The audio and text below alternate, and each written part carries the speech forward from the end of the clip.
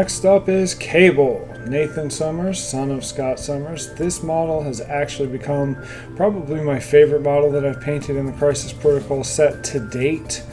So join me today. Please like and subscribe, as it always is an incredibly helpful thing to do, and none of this is monetized, so it helps keep me motivated to want to keep making this content for you. We'll follow along. First, we're going to use Contrast Guilliam's Flesh. What's fun about this one is because it's really wet. The contrast paints are good for this. They flow in real well and don't obscure any details, so it makes it easy to get all these little spots around his face, just kind of a base covering. We're also going to do that bare arm.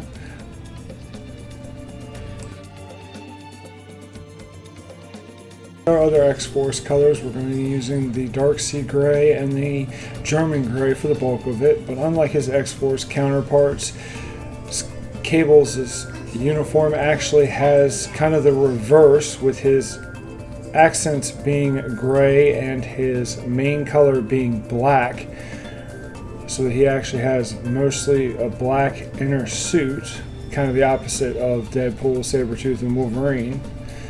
But we're going to apply it the same way. Water it down until it's about the consistency of 2% milk. Apply it liberally. Don't worry about making any mistakes at this stage. Anything you do wrong, we'll tidy up as we go. Just try to get all this stuff covered well. Make sure you get into all the details and cracks and crevices, and we will get that first layer down.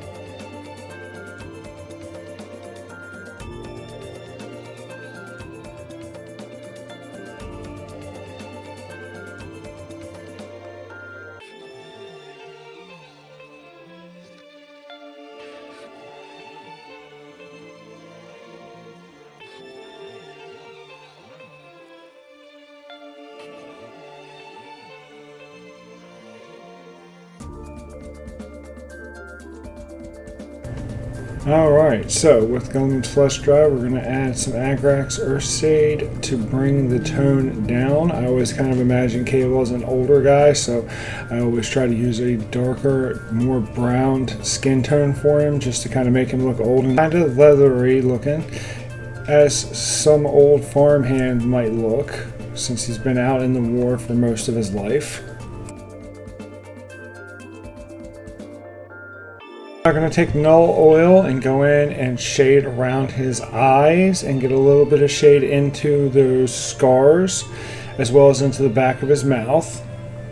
This also helps create a definitive line between the hair and the rest of the face.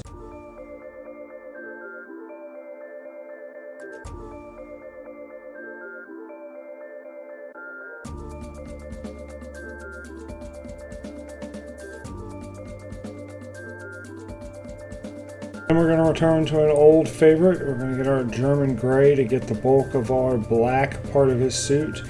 As with the others, this is the perfect black if you want a soft black clothing color. A lot of superhero suits who have that almost spandexy look to them. This is the absolute best color I've found to use. It's dark enough that it's clearly black, but it's light enough that it can be shaded, so that unlike other darker blacks, you can actually put some depth to it without just relying on highlighting. And visually it looks black as long as you don't have something more black right next to it. So it really is the best of all the worlds. As with all the other colors, you want to make sure that it's about the consistency of 2% milk. Don't worry too much about making mistakes. Use your large brush for the large areas, and then switch to a smaller brush as you get closer to your other details. If you make any mistakes, go back and tidy them up. If you get done and you feel like you need a second layer because it's a little translucent or because the underside was a little bright, that's always an easy thing to do. These colors all work great in second layers, so it's never a problem to go back and add another one.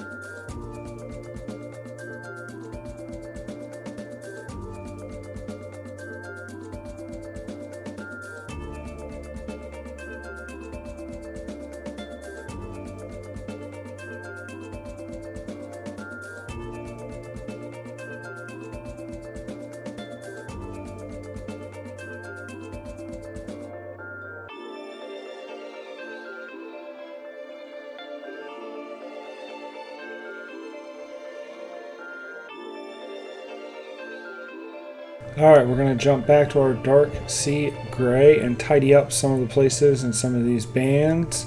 He has a lot of these little straps and belts all over the model, so we're just going to go back and touch some of them up, or anywhere that German gray might have gotten over a little bit longer or further than I meant it to, as well as anywhere that was tainted if it got a little bit of that black on it and it caused the gray to darken.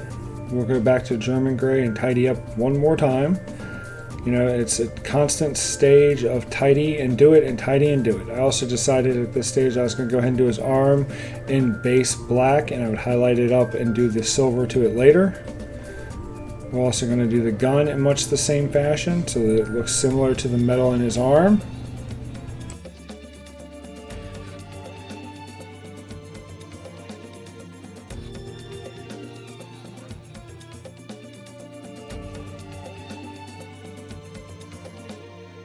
Alright, now this part is always tricky. You want to make sure your paint is thinned down. You want to make sure that your brush doesn't dry out.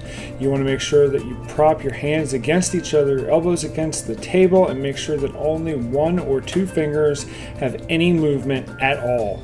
That is really the secret to making this work. Now, if you get a little over it like this, if you're quick, you can use clean water to wipe up the excess, and then you've got a perfect little eye there. I was real happy with that.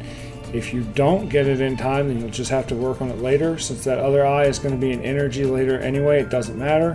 We're going to go in with the German gray and we're going to add his pupil. Now, as you see, this is a matter of just being extremely patient and extremely careful. Short strokes downward are really going to be your winning number here. Next up is Nuln Oil. With all our other X-Force members, Nuln Oil really is the workhorse of this set of colorations. It's going to darken the blue, it's going to darken the gray, it's going to fill in shadows, it's going to give us all the wonderful things that we want in only a few applications. Usually I don't need more than 1 wash in order to get exactly what I'm looking for. Every once in a while I have to go back and touch something up and make sure it doesn't pool as it dries. Those are all pretty common things to do with this, but it really is a magic wash for what we're doing with these colors today.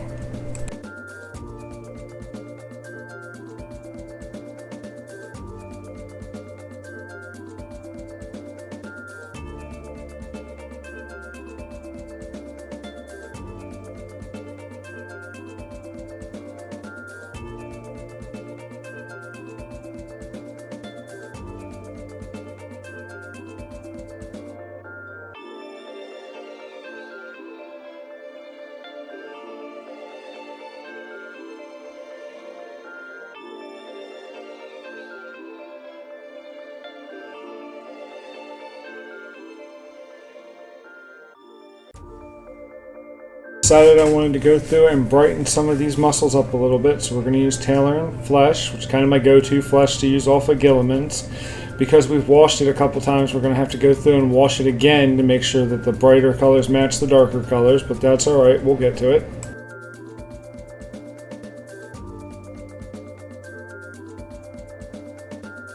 Down, Mephiston Red was added to the glowing eye socket in between the last few frames in this.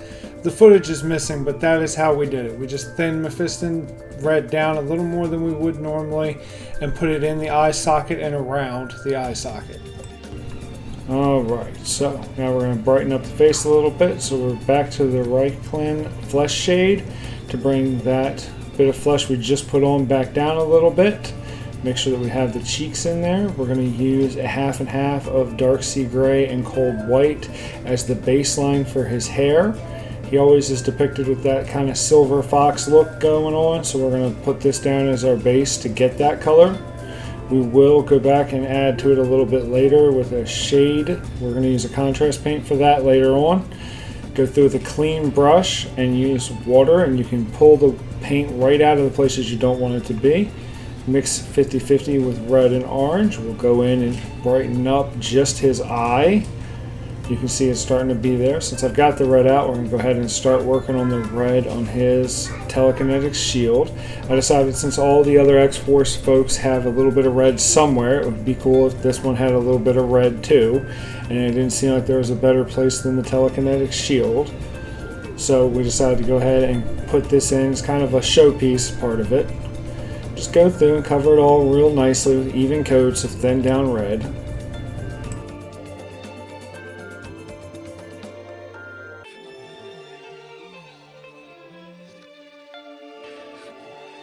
That dries, we're going to get out the yellow again, and we're going to go ahead and put another layer of yellow onto his eye. We're going to try and leave some of that orange if we can. If your paint's not coming off it, you probably need to add a little bit of water. Take a little bit of the orange and dry brush it, so you have very little bits of paint and you just have a very dry brush, and you gently go around the eye to create a soft glow. Go back in with the yellow and pop that. Get the contrast of Black Templar, since it's a very loose color. We're going to go into each of those scars to make it really pronounced and make it nice and easy to see from a distance. We'll use Ushabti Bone and dry brush right over top of where we just did, so there's nice, clean, strong lines. We're also going to grab his nose and highlight his cheek and his chin. We're going to use the Basilicanum gray to shade his hair. Usually contrast paints aren't used like this, but they're really good as shades as long as they're not too dark compared to the undercolor, since they just sit on top of it and they act a lot like a wash anyway.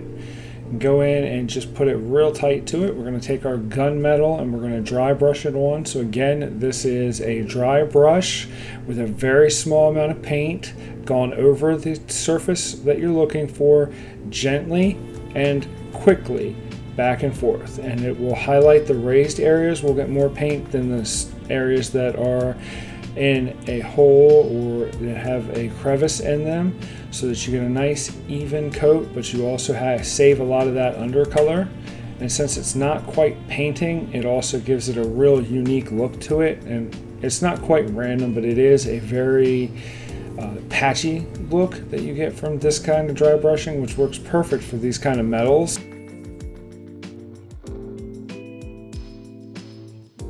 With all the places I want to be dry brushed done, we're going to switch over to actually painting, and we're going to paint in all the little silver bits of his grenades, his X-Force symbol, those large rocket shells on his shoulder pad, just all the little bits and bobs throughout his design that should be silver. We'll go ahead and put those in now. This is another fun one that you don't necessarily have to do, but I always enjoy. So I put a little bit of silver, since he's got these nice sharp ridges on his boots. Since I imagine these are made out of metal, I went ahead and put these ridges in. And since we're going to add a little more color to them later with the dark sea gray, we'll cover up all the bits that went over the edge of the line there. We're also going to brighten up his arm a little bit. I feel like he needs to be a little brighter than he currently is.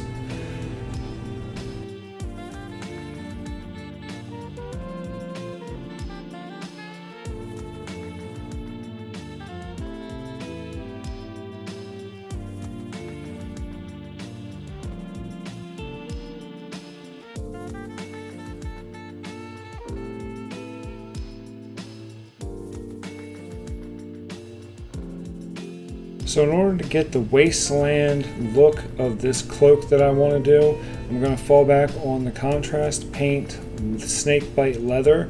When over top of this bone primer color that I use, it makes this incredibly hard to mimic but easy to do leathery look. That it has like an old duster look that you might see in a leather shop somewhere. You can then go back and highlight it later to give it a really worn and tattered look, which we're going to do a little bit later in this video. What you're going to want to do with this cape, because it is so much area, is do one half of it, let it dry, and then flip it over and do the other half. Otherwise you're going to end up making yourself more trouble than it's worth. But let the first half dry and then go in and do the back half. Make sure you get all the ends, because it's easy to miss. And then when you're looking at it when you're done, it'll really stand out to you. Inside of each of these little holes, you got to make sure that you get so that you don't have little bits of this bone color hanging out. Just go through and kind of rub all the ends with it and make sure that everything's got a nice even coating on it. There we go, we missed a couple there, so we went back and got those. If it pulls a little heavier, it's okay in this particular scenario because of the way the leather's going to look. Then we're going to take the Carroburg Crimson, I'm sorry, that's a difficult one for me, and we're going to go ahead and tint all of the red all throughout the telekinetic shield with it. I'm a huge fan of how this color plays with red, especially with the Mephiston Red, so we're going to just go ahead and do the entire thing in it. It's going to get in all those nooks and crannies and help us kind of have a deeper red. Now we're going to do what everyone's favorite part is, and we're going to go in and we're going to ink everything. So on this model, thankfully it's actually not that bad, but there are a couple that you need to do, and more than a lot of the other models that we've done up until this point, you really should do it for this one. Both because Cable is awesome and because with the way that his boots and his armor and his clothes work, that extra shadow is really going to help. And you're not really going to, it's funny because you'll notice it if you know what you're looking for, but if you don't know what you're looking for, you'll just notice that it looks good. So it's one of those things that people can't necessarily explain why it looks good to you, but they will notice that it looks good. So it's worth the extra effort here. Probably more so than the other models we've done up until this point. So if you're going to pick one to skip, this is a bad one. Don't skip this one. Put the work in for this one. It's going to pay off, and you're going to be glad that you did.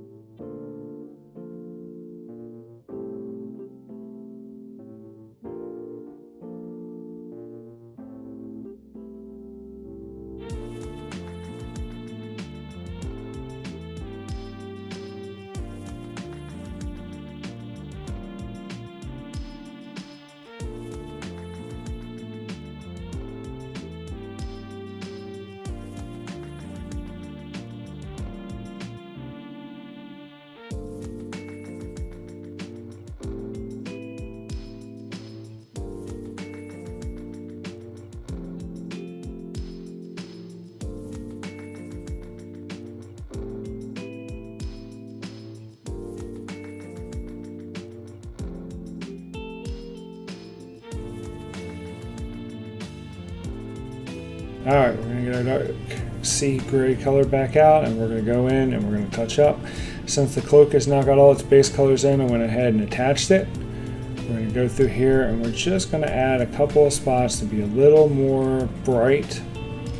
Now with that null oil, it brings everything down so you can highlight anything on his body using the original color, and it'll look much brighter because of the way the null oil works. You can use the side of your brush and just run along, and you'll get a nice flat straight highlight. You know, with this gray specifically, it really pops in a beautiful way and it's very easy to do. You go through and put a little bit of color in the middle of his belts so that it looks like they get progressively darker as we get closer to him and they've got like some light on them. Go through and just kind of touch up each of these little areas. You know, it's both a touch up and a highlight, so you're doing two jobs with one thing here.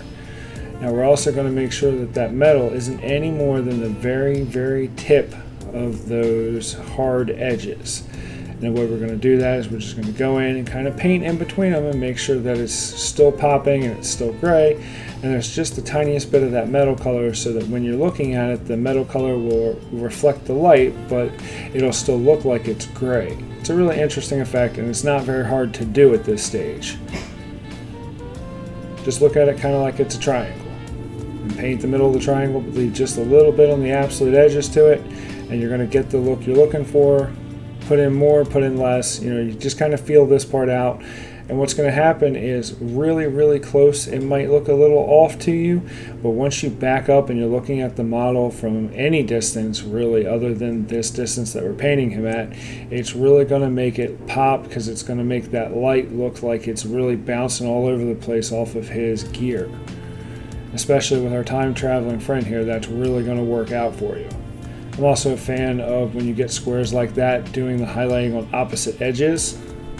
Go through and touch up his gloves on both sides, make sure they still have that nice gray color to them, and just go through and touch his boots up. You know, it's a huge part of the model, especially because we're using such a limited color palette, so it's really worth the extra effort here to go in and touch them up. Now we're going to use Warpstone Glow. Now, green and red traditionally have always played well together on the color wheel, so it's a good, easy choice that you know will always look right. It's kind of why they're Christmas colors, if you will, because they play well together. Anytime you can pick one color and then pick another color that's opposite on the color wheel, you're pretty well guaranteed to have a solid combination. It'll almost always look visually appealing. You really have to put some work in to make it not work. So just put a nice layer of this down, and then 50-50 that with our Flash Gitz Yellow, and we'll put in a highlight. I chose to do this while the paint was still drying on the little explosions. That's why they look a little wet. And what that'll do is that'll just blend the two colors together. It's similar to a wet blend, but this is a lot less complicated because I'm not trying to make these videos any harder for people than they have to be. And then just go in and touch up the explosion around it with that lighter color. Now we're going to get our clear orange, and we're going to start working on highlighting up the ripples in the telekinetic shield from where these impacts are being made. If you look closely, you can see that they create little circle ripples that they've designed in here, so we're just going to go through and start applying these lighter colors to those so that we can start kind of defining where the telekinetic shield is being stressed. And since red is kind of our base color for it, we're going to go ahead and just make sure that it goes out from that color in a radius so that it's brighter the closer it is to where the impact is, and it's darker as you get further away from it. Now, this is the same technique you would use if you wanted to have a blue shield. You would just use blue and lighter blue, and maybe even into yellow if you were so inclined, if you were looking for an opportunity to put some more color into it. I just chose red and then just added progressively more yellow to it until we got to yellow. So we'll do orange into yellow, and that'll be kind of our gradient for the change in colors between them.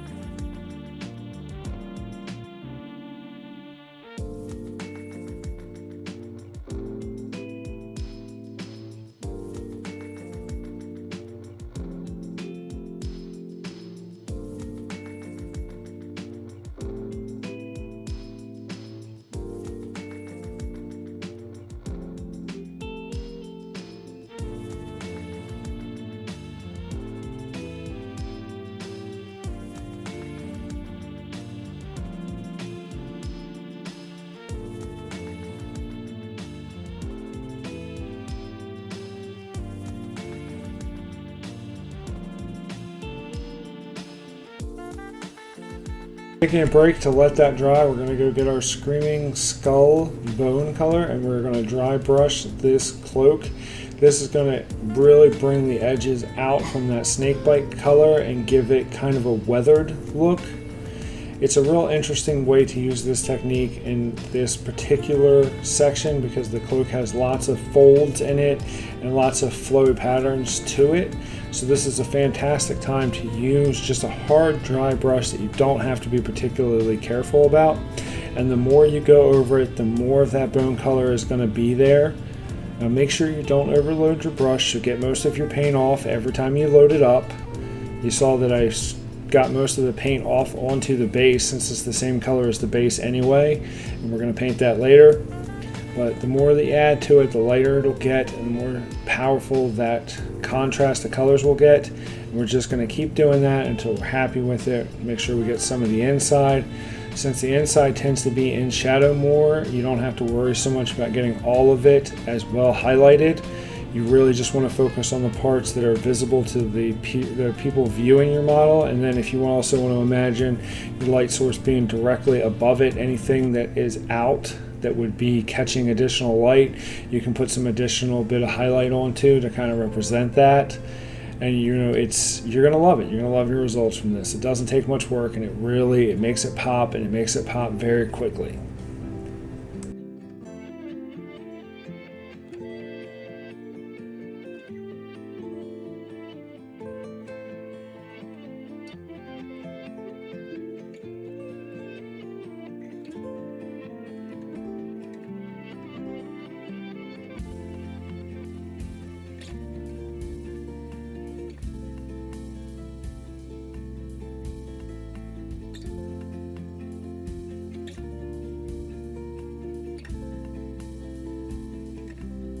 To the shield, and we're going to 50-50 mix our orange and our yellow just to give us a much brighter yellow. And what we're going to do is, it's kind of a loose mix. It doesn't have to be exact. You just want to make sure there's some yellow in it so it's brighter.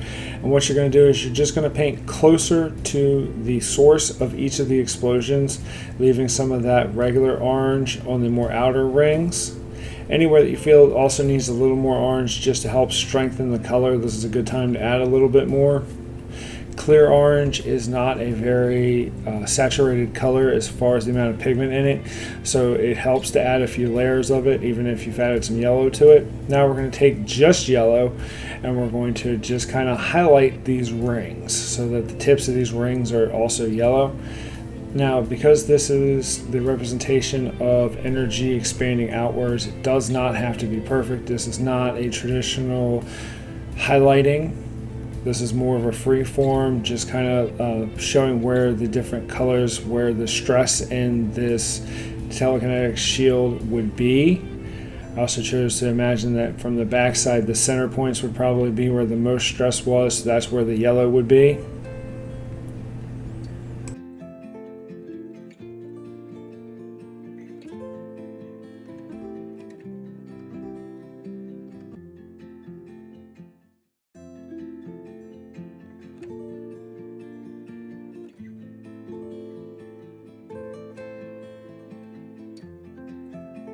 That we're going to want to prep the base so that we can start coloring this explosion. I decided for this explosion I really wanted it to be much lighter than for the previous ones that we've done, so I started it with the cold white just to kind of give me a base to work with. It didn't need to cover it completely, and you really don't need 2 layers for this. If some of that bone color is still sticking out, that's fine. This is also a fun time if you want to go in and put just a dab of white at the very tips of the most inner circles. This is a good time to do that too. It just gives you a chance to, again, add a couple layers of color to it. We're going to go through and we're going to do a couple more things before we're done with this shield. So you're just kind of laying down some base colors. And if you end up getting too much, then that's fine. Don't stress yourself out about it. Just kind of whatever you end up with is whatever you end up with. And we're going to make it work.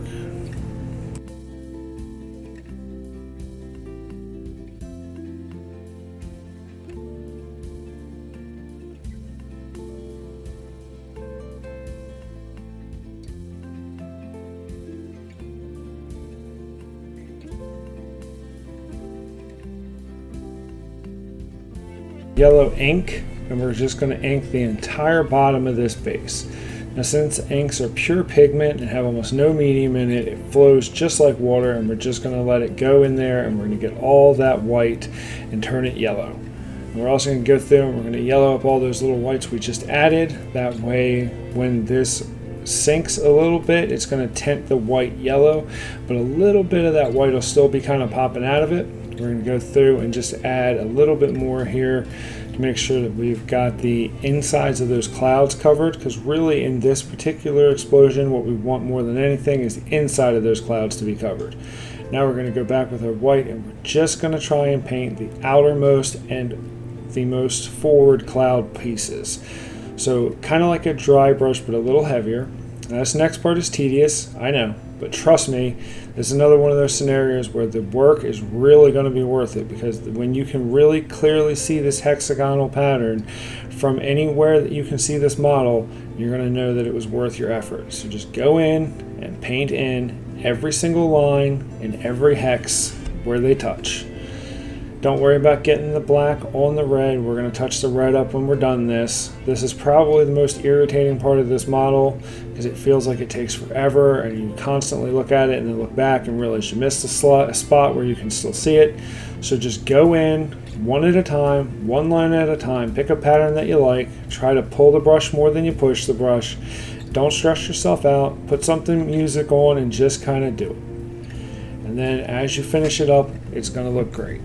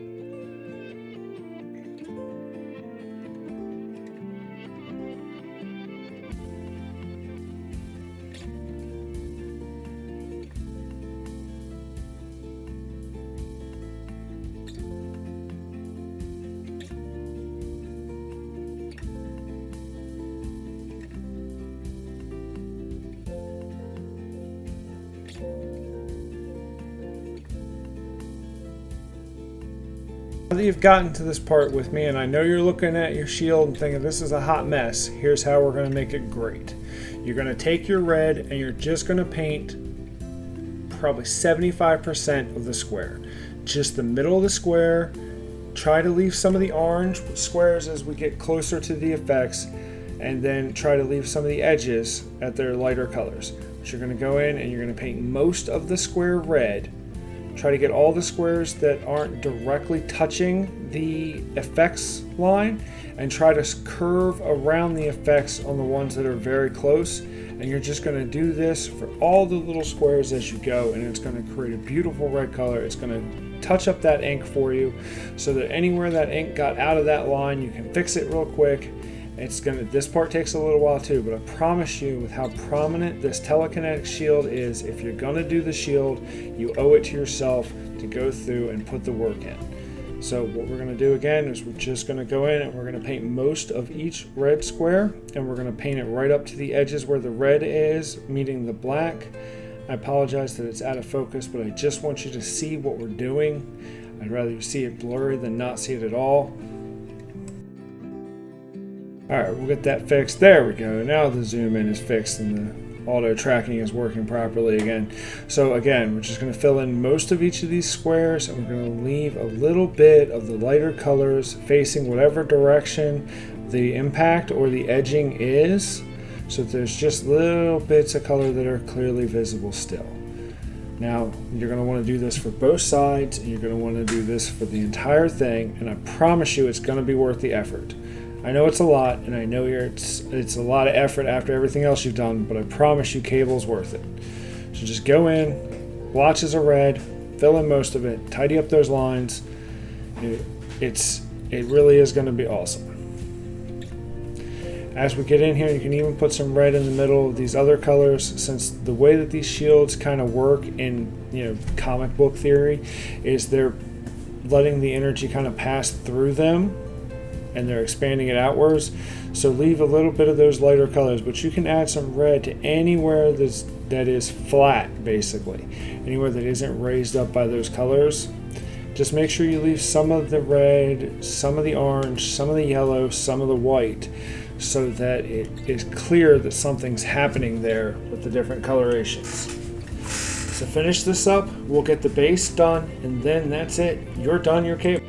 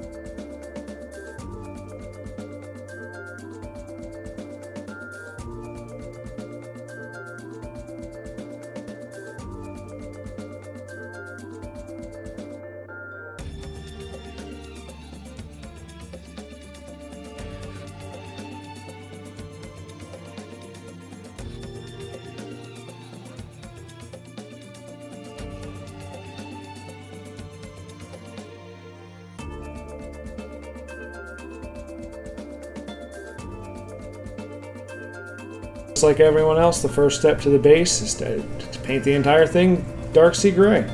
Now I'd recommend that you do the entire base and then put the shield on, because otherwise you're going to run the risk of accidentally tapping your shield gray, and that's going to be a sad day and take a lot to fix. So just don't even put yourself in that situation. Do the base, finish the base, then put the telekinetic shield on.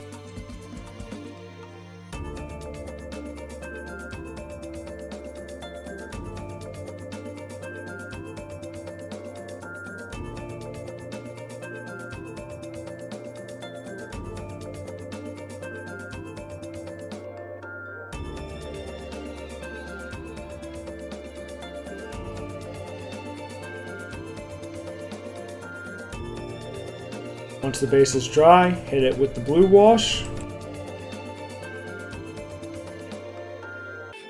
Once the blue wash is completely dry, hit it with the gloss wash. Just like kind of everybody else, you know, as long as both washes are in there, if you end up with a little heavier or a little lighter than your other guys, it's all going to look very similar since all the same colorations are in there, and it's going to help bring that team unity feel to it, which is really the whole reason we're doing all this, is to create a unified front for our X-Force guys.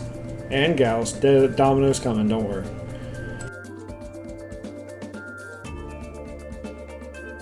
Rim it in black, just like we've done for all the other ones.